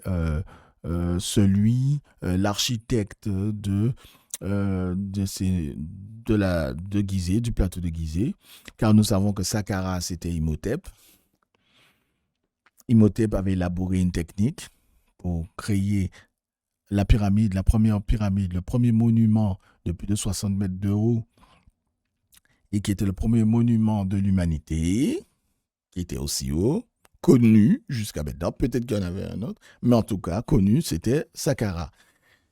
Saqqara qu'on appelle la pyramide à degrés parce qu'elle a une forme en escalier, mais en réalité, elle était aussi lisse que, comme vous avez vu dans le podcast précédent dimanche dernier, qu'en fait, les parements aussi sont tombés, ont servi à reconstruire, à faire des maisons parce que c'était du calcaire blanc. Donc, et c'est du très beau calcaire, assez malléable, donc on peut le tailler assez facilement. Selon, euh, comme je vous ai déjà répété, gardez l'échelle de Mohs, M-O-H-S, dans votre tête, qui donne la classification des matériaux, de la dureté des matériaux. Donc là, on nous explique que Joseph Davidovich explique qu'en réalité, ils ont façonné la pierre. Ah, coup de tonnerre, 2008, je tombe des nues, je tombe par hasard sous ce livre-là, donc 2008, hein, les amis, 2008. Je tombe sous ce livre-là par hasard, peut-être même avant 2008. Mais je vais en visite chez lui vers 2009 parce que j'ai été subjugué par sa théorie et je lui avais aussi glissé une théorie à moi qui l'avait intrigué. Et il m'avait invité chez lui, donc on a beaucoup discuté sur sa théorie. Donc, les gens parlent de lui en long, en large, mais ils ne le connaissent pas, ils ne savent pas vraiment ce qu'il a écrit. En fait, c'est un vrai scientifique et il a balancé des vraies choses et il a testé, comme tout bon scientifique, ce qu'il raconte. Donc, lui, il dit qu'en fait, je pense qu'il va le dire, qu'il a trouvé. Et comment il a trouvé, je vais vous l'expliquer, ce qui n'est pas dit ici parce que les gens ne connaissent pas son histoire, qu'il a trouvé en fait une colle géopolymère, c'est-à-dire une colle naturelle qui permet en fait de réagglomérer l'agrégat de calcaire grâce à une solution chimique naturelle. Et lorsque la chose sèche, eh bien, elle a l'apparence d'une pierre naturelle. C'est pas merveilleux ça, les amis? C'est incroyable, non? Donc aujourd'hui, dimanche, dans un podcast avec Nato, Nato vous montre le gars qui a élaboré cette théorie-là et qui l'a testé. C'est qu'il l'a testé. Regardez, suivez ça. Comme des briques moulées à l'aide d'un béton naturel. Les Égyptiens auraient utilisé un mélange de calcaire désagrégé, d'eau, de natron et d'un liant organique pour former un géopolymère, donc un matériau souple pouvant être coulé dans des moules en bois ou en pierre. Et ce procédé, eh bien, il aurait permis de créer les blocs directement sur le chantier, avec un ajustement quasi parfait, puisque les joints pouvaient être ajustés avec une précision de quelques dixièmes de millimètre. Alors ce procédé aurait... Donc, vous voyez, enfin, je vous explique un peu l'image, vous avez entendu ce qu'elle a dit, c'est exactement ça, mais l'image est très parlante. Pour montrer que la chose était d'une facilité insultante pour nous, c'est qu'en réalité, ils rêvaient quelque chose d'extraordinaire. Ils rêvaient qu'ils étaient des fins chimistes.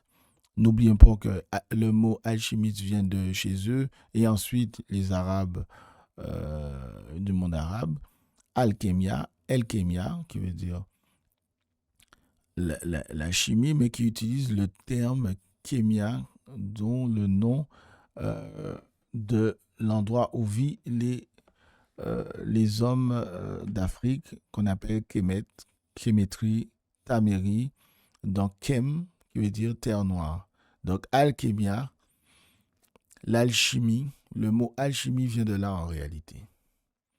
Donc c'est de la chimie, du géopolymère, naturel avec du natron mélangé qui va faire une sorte de soude caustique mélangé avec ce qu'on va appeler en Guadeloupe, on utilise beaucoup ça dans les carrières pour pouvoir faire les fondations des maisons, du tuf. Donc c'est en fait du tuf avec un mélange comme vous avez vu dans la vidéo, un mélange qui permet de pouvoir couler ensuite. Donc, on voit l'image. À l'aide d'un béton naturel. Donc, il y a un béton naturel. On l'appelle béton naturel après avoir fait tout ça. Donc, là, c'est un gars qui tamise. Mais pourquoi il a fait ça? C'est parce qu'il a vu des papyrus où il y avait cet individu qui avait ce fameux pilon pour pouvoir pilonner, damer. On dit, on dame le sol pour pouvoir faire la planéité et bien compresser en fait le mélange in situ. C'est-à-dire à ce moment-là, tout le mélange est bien fait, ils ont raclé, ils ont fait un bassin et ils pouvaient coffrer avec du bois simple. Et juste ce que la vidéo ne dit pas, puisque je connais bien le processus, c'est que plus il y a de l'eau, plus l'apparence extérieure de la pierre sera lisse. Et moins il y aura de l'eau, plus l'apparence extérieure de la pierre sera rugueuse. Incroyable, hein? Et en mettant juste des planches de bois, normalement, on doit voir les nervures, mais quand on met de l'eau, c'est comme le béton actuel. Si on met bien une belle planche de bois et qu'on met plus, s'il y a un petit peu plus d'eau, c'est lissé. Et peut-être, dans votre fort intérieur, vous êtes en train de comprendre comment ils ont peut-être gravé les inscriptions sur les murs. S'ils procèdent comme ça par moulage. Restez vigilants, les amis. Restez vigilants comme Edgar Yves. Alors, restez vigilants, on reste ensemble, regardez encore les images. Il dame. Et donc, selon la théorie de Joseph Davidovich, ils ont créé un béton ancien.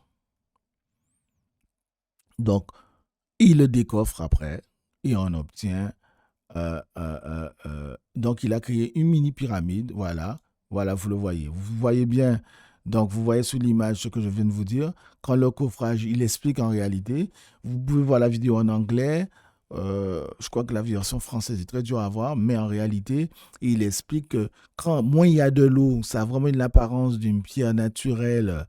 La pierre, la seconde, le premier étage, la pierre est vraiment rugueuse. On voit bien comme si c'est mal taillé. Et celle qui est plus en bas, il est plus lissé. En réalité, il a juste rajouté un peu plus d'eau. Voilà. Donc, il pense avoir trouvé... Donc, ça date, hein, cette vidéo. Hein. Il a fait ça. Là, il n'est pas très jeune. Hein. C'est le doyen. Hein. Je crois qu'il a 90 ans hein, maintenant. Plus de 90 ans. Hein. Donc, les hommes, j'ai eu la chance de le rencontrer. Il est toujours vivant. Donc, voilà. Joseph Davidovich, dans toute sa splendeur, qui explique tout ça. Magnifique. Regardez. Donc, il est en train d'expliquer qu'ils ont peut-être... Et là, dans son laboratoire en géopolymère en Picardie, il te montre des incrustations qui prouvent ce qu'il dit. C'est-à-dire qu'ils ont retrouvé à Assouan des pierres selon certaines analyses. Il ne dit pas que toutes les pierres ont procédé comme ça, mais certaines pierres, des échantillons qu'il a réussi à obtenir, il y a à l'intérieur des incrustations végétales, ce qui est impossible si c'était une pierre naturelle, de la manière dont c'est fait. Et il dit aussi que seulement avec un microscope vraiment que les égyptologues n'ont pas, parce que ce n'est pas leur métier, hein, il a réussi à montrer l'orientation des cristaux. Et en réalité, lorsque le processus pour obtenir une pierre naturelle sur Terre, c'est un long processus avant que ça soit fossilisé comme ça, obtenir une pierre en géologie. Donc, c'est des milliers d'années. Et en réalité, les cristaux s'orientent vers le nord magnétique. Et là, il a remarqué que les cristaux de quartz, par exemple, sont dans tous les sens. C'est parce que le séchage a été rapide.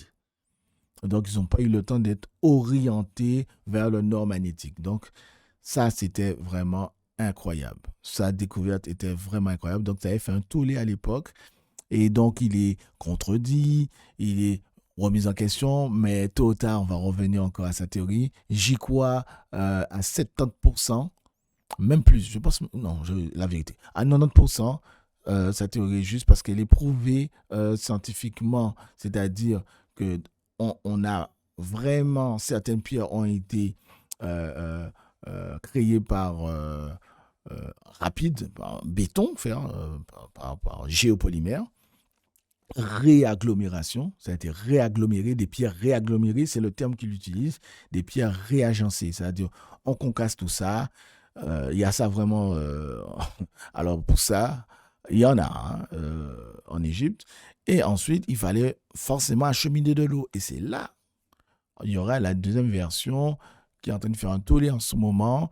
Comme par hasard, les amis, il y a découverte qui est sortie dans les kiosques qui me parle encore de la papyrus de Merer qui raconte comment ils ont déplacé les blocs sur l'eau avec des bateaux pour les acheminer vers Gizeh. Mais on ne sait toujours pas comment ils ont pu les empiler, même les tailler à l'âge du bronze. Échelle de mots, comme je vous ai dit, gardez ça en tête. Pour tailler certains matériaux comme le granit, il faut dépasser 6-7 pour pouvoir tailler du granit rose, par exemple, qui se trouve, comme on a vu au début du podcast, la chambre du roi est faite en granit rose, c'est-à-dire rien à voir avec des pierres que nous voyons de calcaire. Voilà. Voilà, les amis, c'est ça. Donc, voilà tout son truc, Davidovich, scientifique, qui a bien démontré qu'il n'est pas un farfelu. Donc, je vous mets le son pour la fin. Des analyses chimiques ont également mis en évidence des différences entre la composition de certains blocs et celle des pierres extraites des carrières locales, ce qui aurait indiqué que ces blocs n'ont pas été simplement taillés, mais recomposés sur place à partir d'un matériau artificiel. Pourtant, cette théorie reste largement rejetée par les archéologues classiques. Déjà parce qu'aucune trace de moule géant ou de bassin de préparation à grande échelle n'a été retrouvée, ce qui pose problème pour une théorie fondée sur la fabrication de centaines de milliers de blocs sur le terrain même du chantier. Bon, je m'inscris en faux en fonction de ce qu'elle vient de dire, c'est quand même du bois.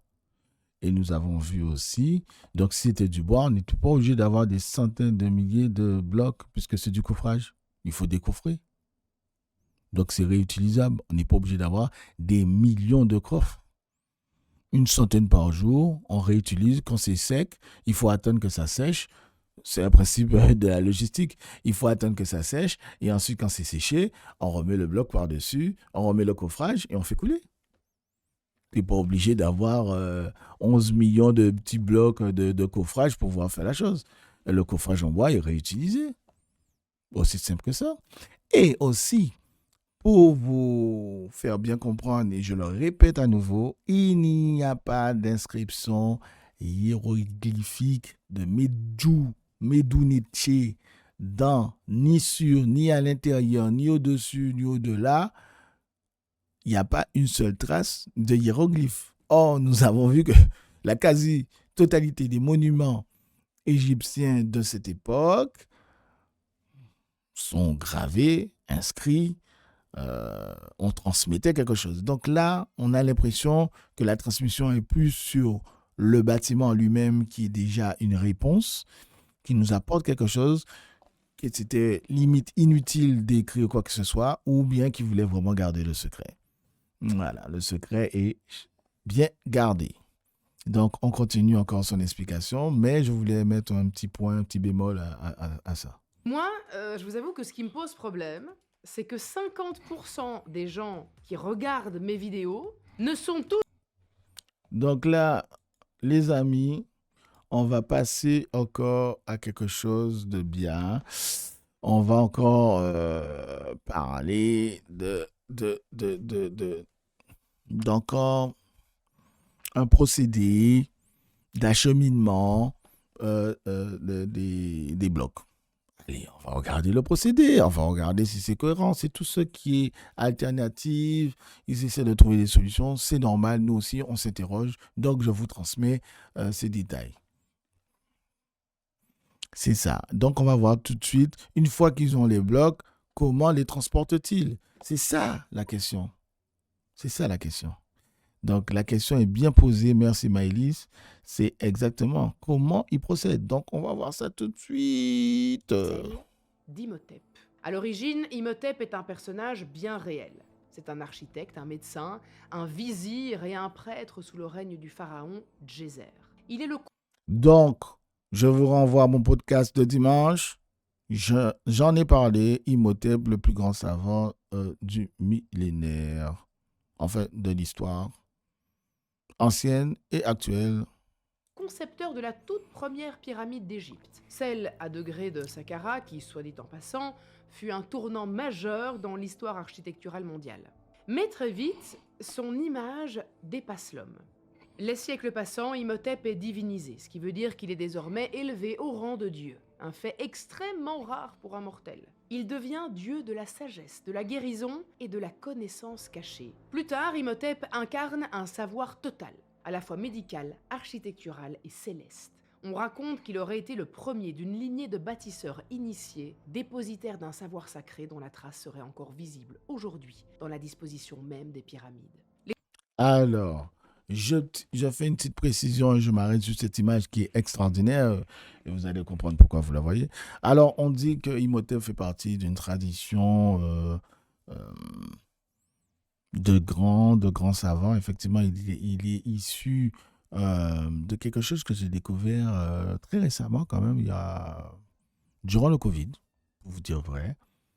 Donc, j'ai parcouru les archives nationales de France. Ben oui, parce qu'on peut lire des grands livres qui ne sont pas publiés, qui sont plus publiables, qui ne sont pas édités, comme on dit. Et donc, on peut aller dans la Bibliothèque nationale de France. Et j'ai découvert un homme qui parlait de cette fameuse lignée de savants, en fait, de sages. En réalité, je vais vous donner un petit topo.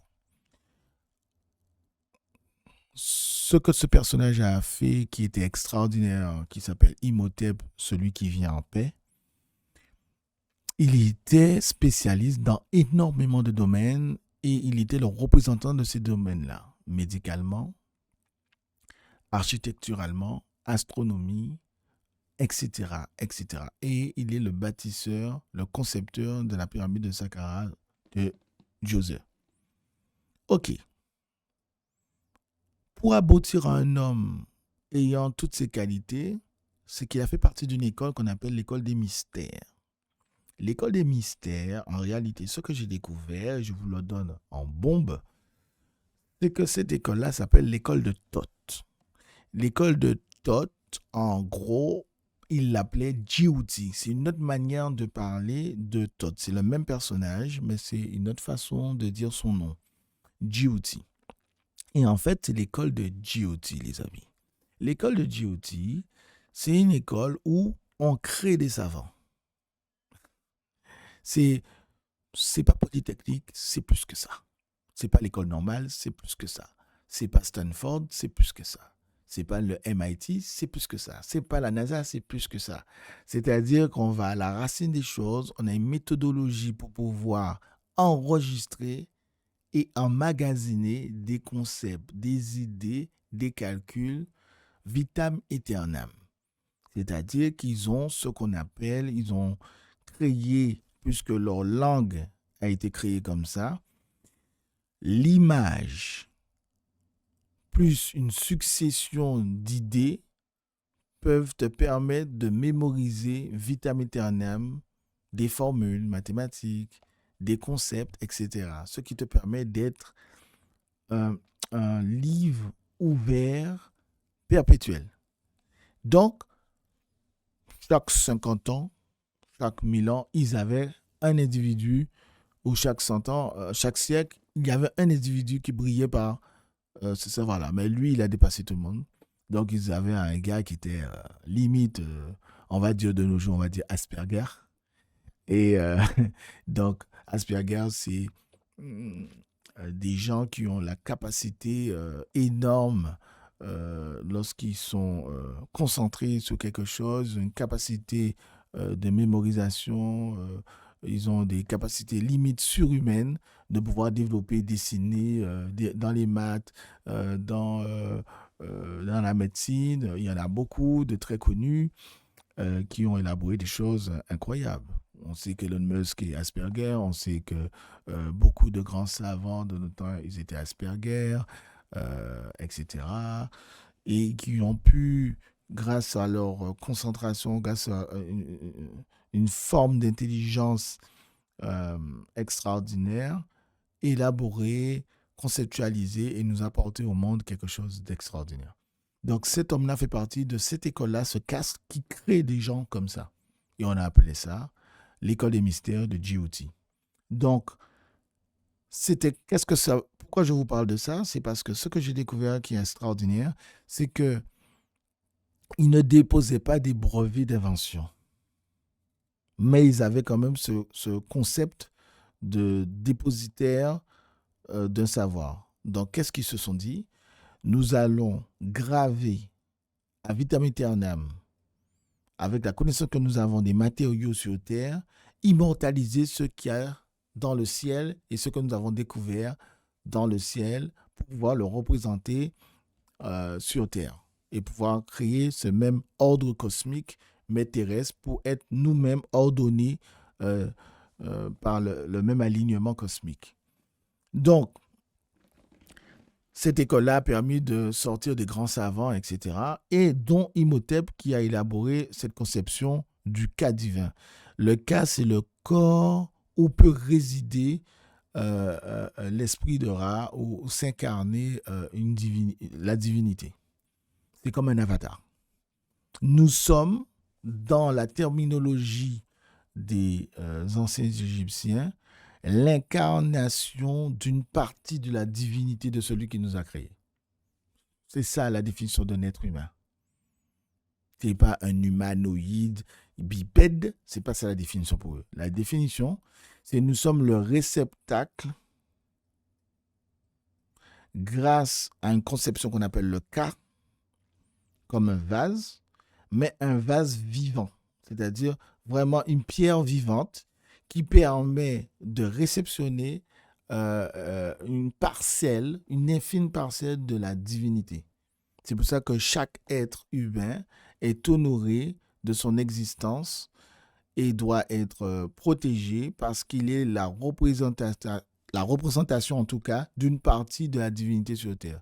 Il peut s'en éloigner, c'est son choix, mais en réalité, il a été créé pour cela. C'est pour ça qu'il y a un respect de la vie humaine des êtres vivants. Donc pour eux, c'est ça. Donc le cas, Dieu s'incarne avec le Ba et le Ra, donc ça fait Baraka.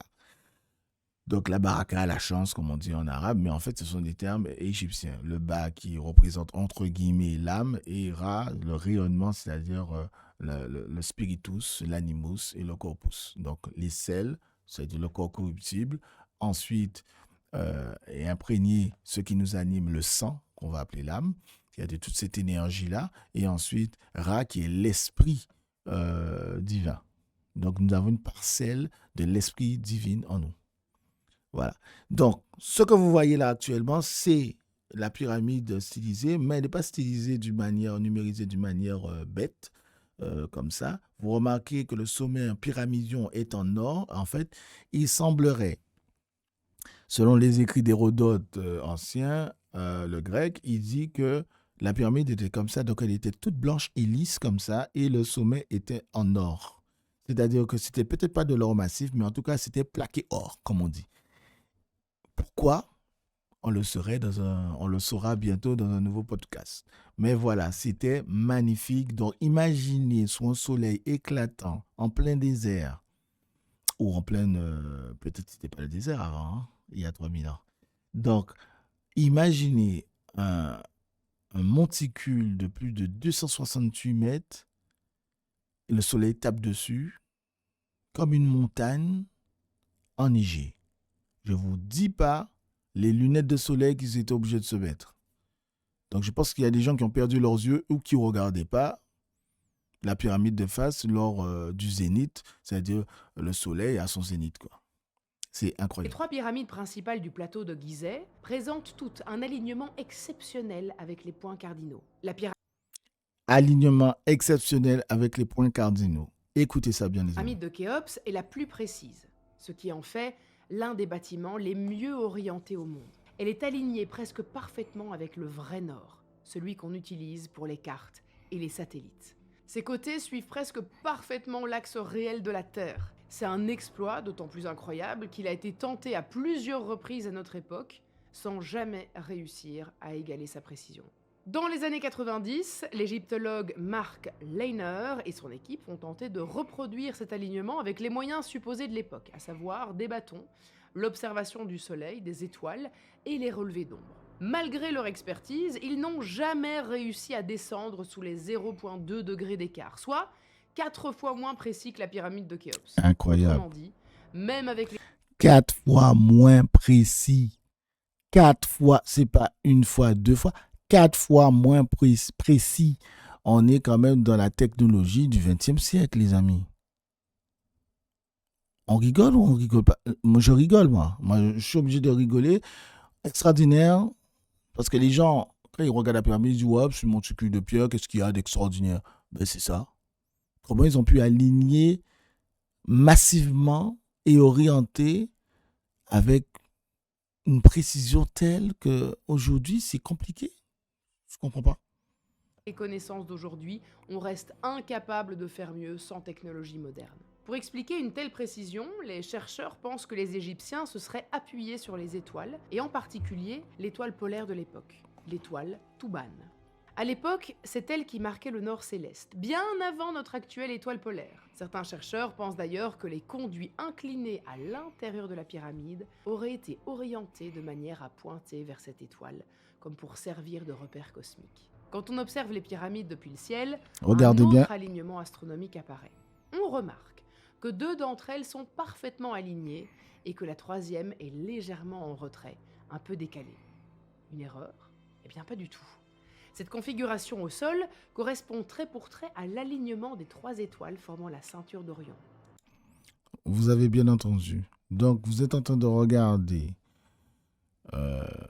en live, en direct, l'alignement d'objets sur Terre via la ceinture d'Orion. Qu'est-ce qui se passe, les gars? Nous vivons dans quoi, là? C'est quoi ça? Nous ne sommes pas au XXe siècle. Je me demande même s'ils le font de nos jours. Est-ce qu'ils sont capables de le faire? Au laser, ils font comment? Donc, comment ils ont fait ça? Mystère et boule de gomme. On continue. Al-Nitak, Al-Nilam et Mintaka. Ce sont les 3 noms de la ceinture d'Orion. 2 étoiles alignées avec la troisième décalée, exactement comme les pyramides. Et dans la mythologie égyptienne, Orion n'est pas n'importe quelle constellation. Elle est associée à Donc, Orion est associé à Osiris. Donc, vous le voyez stylisé. Donc, quand on vous dit qu'ils ont découvert les constellations, c'est pas pour rien. Et Orion, en fait,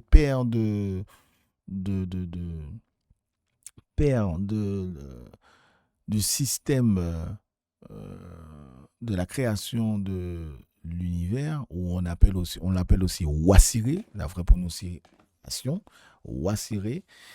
Donc Osiris, Wasiré, donc je répète, la prononciation, elle est vraiment collégiale, comme on dit, elle a été arbitraire, donc on dit Osiris, mais personne ne s'appelle Osiris en Égypte. En tout cas ancienne, c'est Wasiré, oui, on peut trouver ça en Afrique, des gens qui s'appellent Wasiré. Et donc, Wasiré a été le marqueur du plateau de Gizeh par la fameuse ceinture d'Orion. Donc, regardez qui est son épouse et quelle constellation qui se trouve à côté. Osiris, le dieu de la mort et de la renaissance. Ce serait Donc, il est le dieu, en fait, de la vie. Pas le dieu de la mort, il est le dieu, en fait, de la vie, puisque la mort fait partie de la vie. Si vous ne le savez pas, je vous le dis. Le contraire de la mort, c'est la naissance et c'est pas la vie. Donc, la mort fait partie de la vie, c'est-à-dire que tout ce que vous voyez sur Terre naît et meurt. Donc, ça fait partie de la vie. Et la vie, c'est pas le fait de respirer. La vie, c'est un processus. Donc, il est le détenteur, la représentation humanisée, anthropomorphique de la vie. Donc, naissance, mort, ou si on veut, de la réincarnation cyclique de la vie, c'est-à-dire naissance, mort, réincarnation, etc. Ensuite, il y a sa petite femme. Hein, il y a toujours une femme à côté d'un homme. Et donc, il est ici. Il est ici. Donc, on va le voir tout de suite. Elle est ici. Go. Donc en réalité, au-delà de la prouesse technique d'une telle architecture pour l'époque, une volonté symbolique destinée à lier le pharaon défunt, considéré lui-même comme une incarnation d'Osiris, à l'ordre cosmique. Et le mystère? Voilà, les amis, on continue. On continue. Donc, vous voyez ces choses-là et c'est incroyable. Donc, on va continuer. Les amis, jusqu'à ce qu'on puisse élaborer, pour qu'on puisse voir ensemble tous ces prétendus théories, ces alternatives, cette intention de trouver une solution à ce mystère de la construction des pyramides. Et franchement, les amis, je vous invite à rester concentrés. On continue, les amis, on continue. C'est beau ce que nous voyons. On continue parce que l'heure avance et franchement, il faut vous montrer les choses. Proportion de Allez-y. la pyramide, plus on y découvre des constantes mathématiques qui semblent trop précises pour être accidentelles. Par exemple, si l'on calcule le rapport entre son périmètre et 2 fois sa hauteur, eh bien on obtient un résultat étonnamment proche du nombre pi. Certaines mesures collectées à l'intérieur de la pyramide, elles nous donnent un résultat équivalent au nombre d'or, la célèbre constante mathématique qu'on retrouve dans la nature, l'art ou même l'architecture sacrée. Autre coïncidence troublante, je vous l'ai dit, il y en a plus d'une. La latitude de la pyramide de Khéops est de 29,979 degrés nord. Vous connaissez ce chiffre. On ne va pas le répéter. Bon, si vous ne connaissez pas, parce que vous ne vivez pas dans le même monde que nous.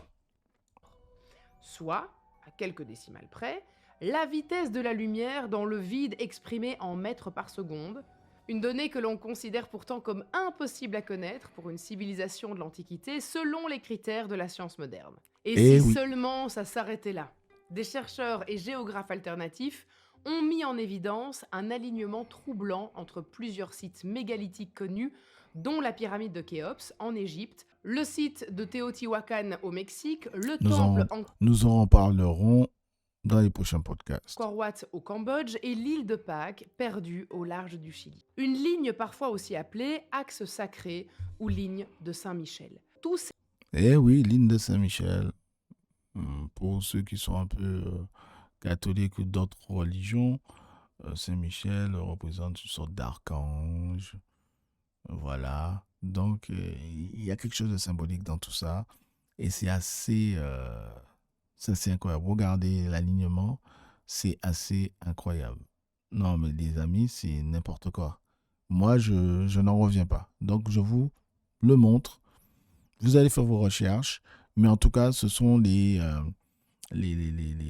théories et les choses qu'on peut visuellement googliser, regarder à distance. Il y a Internet, utiliser l'IA. Franchement, amenez-moi des choses intéressantes.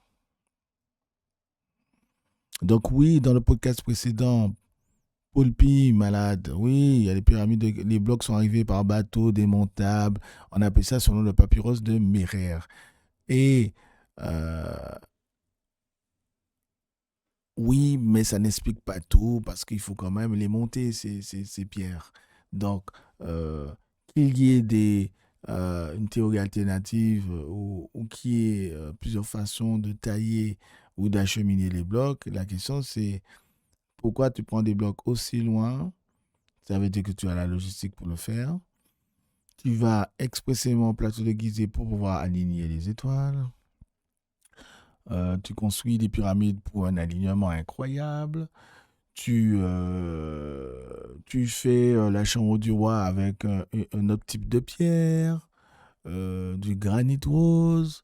La planéité est incroyable. Il y a 100 blocs, je le répète, il y a 100 blocs de plus de 3 à 5 tonnes dans la chambre du roi, dite du roi. Il n'y a jamais eu de roi à l'intérieur. En tout cas, on n'a rien découvert. Il n'y a pas de nom, il n'y a pas de description. Il y a le nom d'un fameux Khéops, Khufu, alors que sa statue fait quelques centimètres. C'est le seul artefact connu de Khéops, les amis, qui se trouve dans un musée.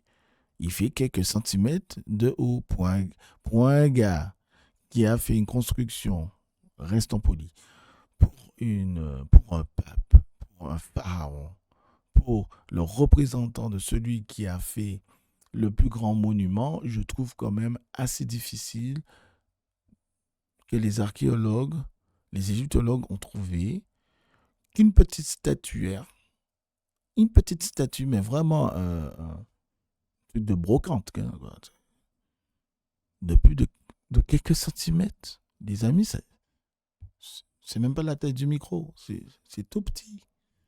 Et c'est Khéops. Moi, je l'ai vu dans mes propres yeux, j'ai rigolé. J'ai rigolé, je ne sais pas combien d'heures j'ai rigolé, mais j'ai rigolé. J'ai dit, donc c'est lui qui a fait le monument le plus incroyable. Il y a son nom écrit nulle part. On suppose que c'est lui. Les archéologues, les égyptologues ont dit que c'est lui. Ils ont trouvé ça. J'ai fait une pause. Une pause, faut que vous puissiez ingérer cette information. Bref, c'est Khéops. C'est Khufu qui a construit ça. Allez, on continue. Les lieux situés sur cet alignement sont des centres spirituels, astronomiques ou énergétiques qui partagent peu à peu, une idée prend forme, celle d'un réseau planétaire sacré. Le réseau planétaire sacré, je laisse ça pour elle. On va en parler dans un podcast plus tard, parce que vous n'êtes pas encore prêts. Donc, on va aller doucement, les amis. On y va doucement et on va aussi doucement vers la fin de notre podcast. J'espère que vous avez été attentifs, que vous n'avez pas été distraits, parce que, les amis, c'était vraiment important de relever le défi de ces constructions. Donc, les amis, franchement, entre nous, c'est extraordinaire. C'est extraordinaire. Donc, je veux vous montrer quand même l'architecture interne de cette pyramide. Comment on va terminer en beauté comme ça. Les amis, je vous mets la voix. Elle va quand même bien en parler. Allez, go. Du déluge. Face à ce désastre, les survivants auraient alors tenté de sauver ce qu'ils pouvaient et d'enfermer à l'intérieur des pyramides. Elle parle de la l'essence de thèse leur savoir pour le du conserver déluge dans la et de seule la matière théorie. capable de résister au temps, la pierre. Graham Hancock avance clairement que les bâtisseurs de Gizeh n'auraient pas conçu ces monuments de zéro, une impression qui se renforce quand on observe l'intérieur. Car au-delà de son apparente régularité, la pyramide de Khéops présente un plan intérieur particulièrement complexe, parfois déroutant et presque incohérent dans sa logique. 3 chambres principales ont été identifiées.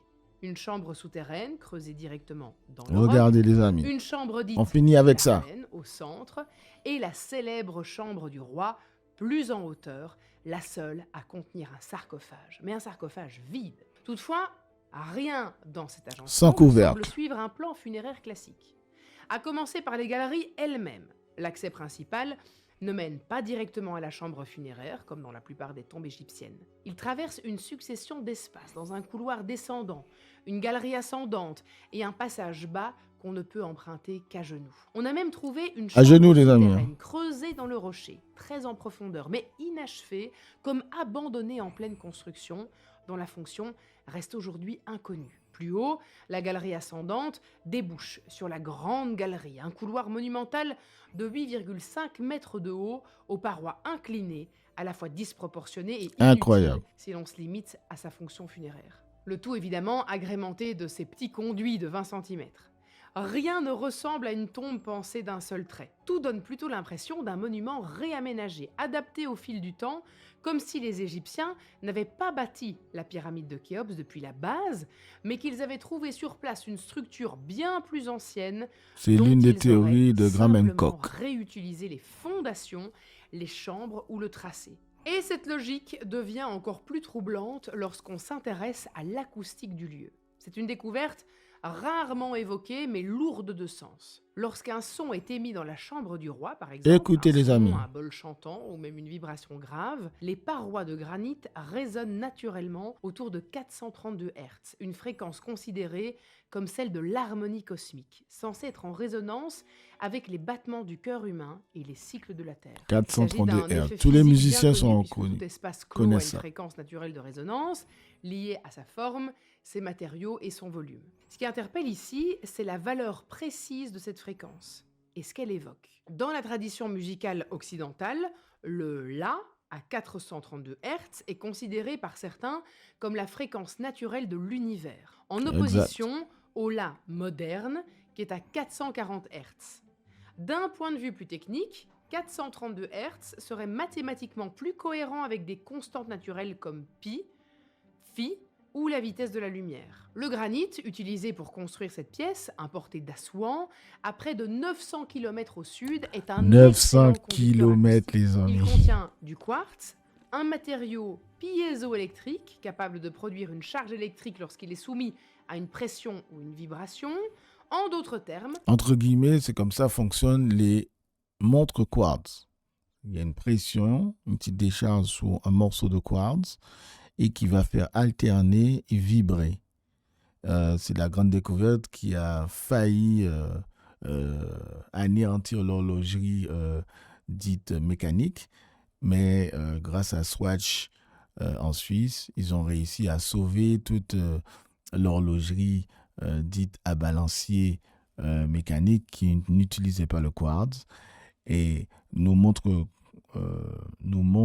Swatch, sans faire de publicité, sont très précises parce que elles vibrent vraiment à la même fréquence, plus de 3000 Hz, 32 000 Hz, enfin bref, ça permet, la vibration est vraiment constante, bien régulée par un petit transistor et un petit circuit imprimé et qui permet de donner l'heure très précisément, beaucoup plus précis qu'une montre mécanique de base. Donc voilà, donc le système piézoélectrique, donc on sait que le quartz est piézoélectrique et si le granit rose est rempli de quartz, donc c'est piézoélectrique. Il suffit de faire une compression, il suffit de taper, il y a un effet vibratoire piézoélectrique, on dit. Donc voilà, on continue le et granit ça sera à la fin. réagit aux ondes. Et ce choix, eh bien, il est loin d'être anodin. Le granit d'Assouan n'était pas utilisé dans toutes les constructions égyptiennes. Bien au contraire. Donc le granit d'Assouan est piézoélectrique parce qu'il y a beaucoup de quartz. Donc on va terminer comme ça, les amis. Merci de m'avoir supporté et je vous dis à bientôt, à dimanche prochain pour de nouvelles aventures, histoire avec Nato. J'espère que vous avez aimé, les amis, car l'Égypte, la curiosité permet d'augmenter la connaissance et d'arriver à une sagesse qui nous permet de vivre en harmonie autour de nous. Gros merci à toute l'équipe. Envoyez des cœurs. J'ai aimé votre participation. On va continuer comme ça, les amis. Le temps passe vite parce que c'est super intéressant et j'espère que on va se retrouver très vite, très vite. Allez, bisous, bye bye.